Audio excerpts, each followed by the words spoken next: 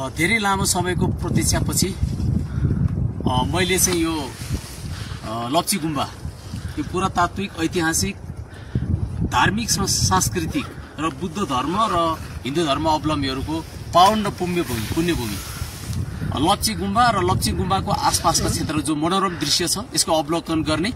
र यहाँको चाहिँ वातावरणसँग चाहिँ यहाँको वातावरणको विषयमा चाहिँ बुझ्ने र यहाँको रहन सहन यहाँ मानिसहरूको जीवनशैली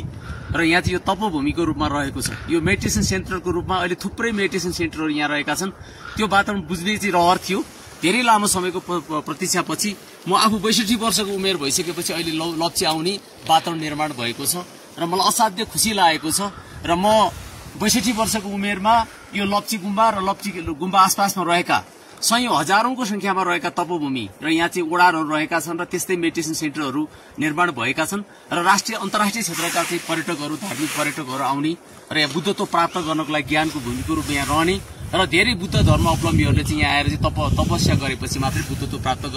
गरिन्छ भन्ने भनाइ अनुसार यहाँ धेरै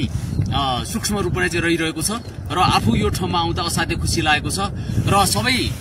हिन्दूवादीहरू र तपाईको हिन्दू र त्यसैगरी बौद्ध मार्गीहरूलाई चाहिँ जीवनको यो असाध्य ऐतिहासिक गन्तव्य रहेको छ र यो धार्मिक पुरातात्विक र सांस्कृतिक गन्तव्यमा आएर मनोरम दृश्य अवलोकन गर्न र एक रात भए पनि यहाँ आएर बस्न सबै नेपाली आमा बुवा दाजुभाइ दिदीबहिनीहरूलाई म हार्दिक अपिल गर्न चाहन्छु। धन्यवाद।